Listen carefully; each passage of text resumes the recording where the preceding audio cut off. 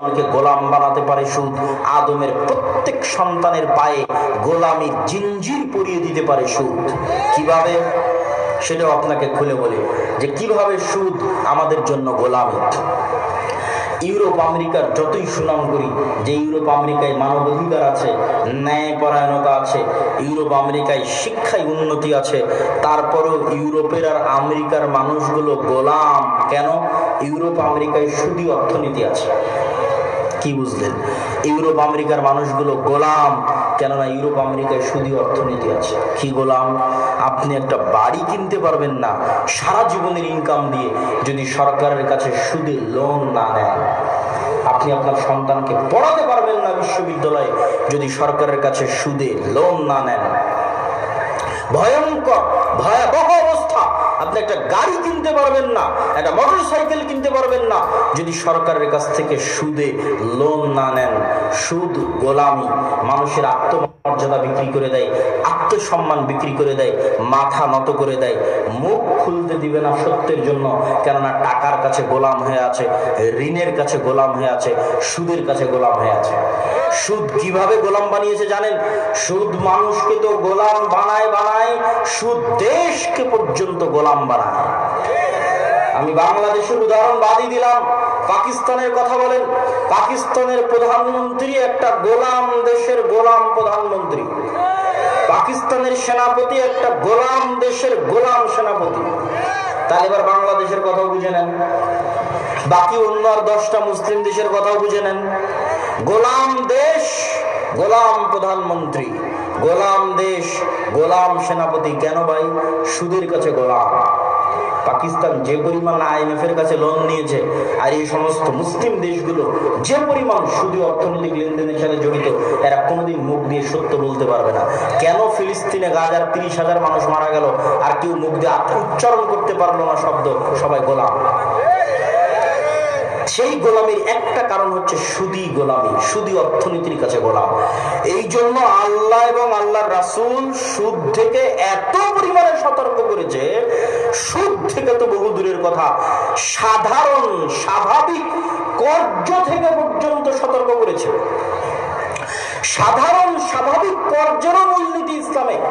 কর্জে হাসানা দেওয়া অনেক নেকির কাজ। আল্লাহ কোরআনে বলছেন ওয়াকরিদুল্লাহ করজান হাসানা, তোমরা আল্লাহকে কর্জে হাসানা দাও।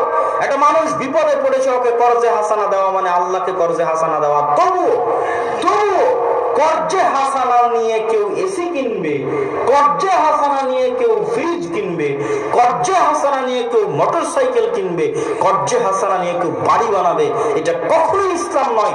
রাসূল সাল্লাল্লাহু আলাইহি ওয়াসাল্লাম তখনই কর্জে হাসানা নিতে বলেছেন আর তখনই কর্জে হাসানা দিতে বলেছেন যখন মেডিকেলে আছে, অপারেশনের দরকার, মরে যাচ্ছে, পড়াতে পারছে না, বাঁচতে পারছে না, টিকতে পারছে না, তখন যাও কারো কাছে কর্জে হাসানা চাও। আর তখন মানুষকে বলা আছে, মুসলমানকে বলা আছে তোমরা কর্জে হাসানা দিবা। সাধারণ কর্জ নিয়েও মানুষ আরাম আর আয়েশের জিনিস কিনবে, এটা ইসলাম সমর্থন করে না। কর্জ মানুষকে গোলাম বানায়, মানুষের আত্মমর্যাদা বিক্রি করে দেয়, মাথা নত করে দেয়, অন্তর ছোট করে দেয়, মিথ্যা বলা শিখায়, ধোঁকা দেওয়া শিখায়। আপনি কি মিথ্যা বলেন না? লোন কিস্তি পরিশোধ করতে গিয়ে বলেন না? বলেন না? বলেন বলেন লোন কিস্তি পরিশোধ করতে গিয়ে মিথ্যা বলতে হবে।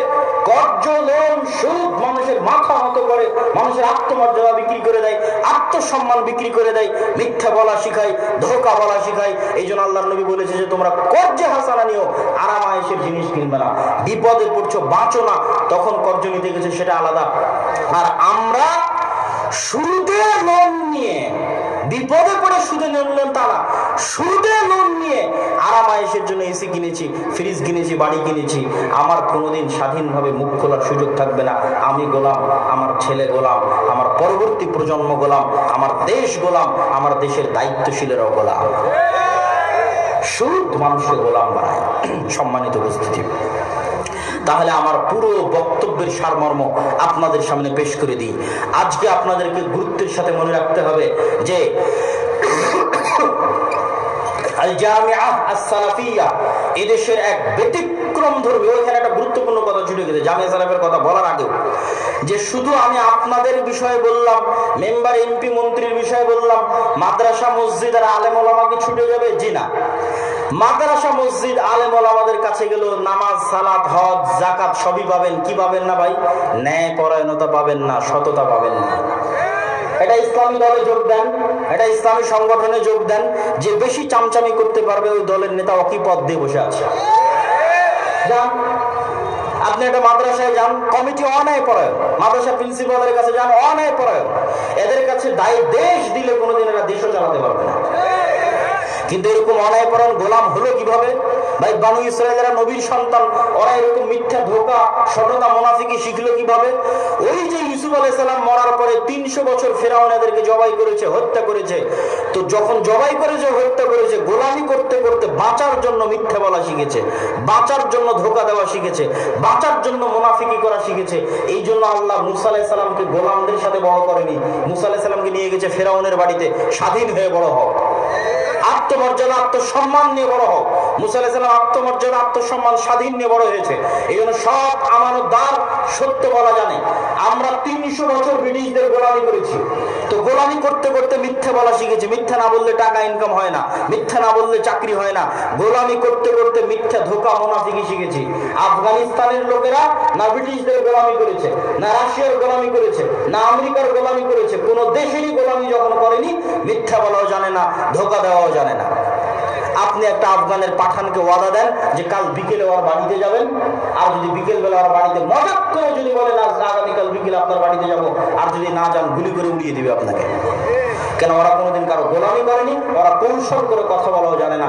এটাই হচ্ছে ইসলাম, সততা ন্যায় পরায়ণতা। ফিরে আসলেই বিজয় ফিরে আসবে, কিন্তু ব্রিটিশদের 300 বছরের গোলামি আমাদের শেষ করে দিয়েছে। আমি ইউরোপ সফর করে দেখেছি, ইতালিতে গিয়ে, ফ্রান্সে গিয়ে, স্পেনে গিয়ে, যে ওই সমস্ত দেশের মুসলমানদের উপর ইতালি, ফ্রান্স, ইউরোপিয়ান দেশের যে জুলুম, আমাদের উপর ব্রিটিশদের জুলুমের চাইতে বেশি। এই জন্য ওই দেশের মুসলমানেরা আরো ধোঁকাবাজ, আরো মিথ্যুক, আরো চোর। ওরা ইংল্যান্ডে চোর হয়নি ভাই, ফ্রান্স আর ইতালি মিলে এমন জুলুম করেছে, মিথ্যা বলতে বাধ্য করেছে, এমন জুলুম করেছে, দুর্নীতি করতে বাধ্য করেছে, এমন জুলুম করেছে, চুরি করতে বাধ্য করেছে। তো ওরা আমাদের চেয়ে বেশি খারাপ হয়ে গেছে। আমরা মুসলমানরা 300 বছরের গোলামিতে আমাদের রক্তের মধ্যে মিথ্যা, ধোঁকা, অন্যায় পরায়ণতা মিশে গেছে। অতএব আমরা যদি গোলামি থেকে বাঁচতে চাই, ন্যায় পরায়ণ হতে হবে, সৎ হতে হবে, আমানতদার হতে হবে, শিক্ষিত হতে হবে এবং সুদ মুক্ত থাকতে হবে। জামিয়া সালাফিয়ার বিষয়ে দুটি জরুরি কথা। এদেশের বৃহত্তম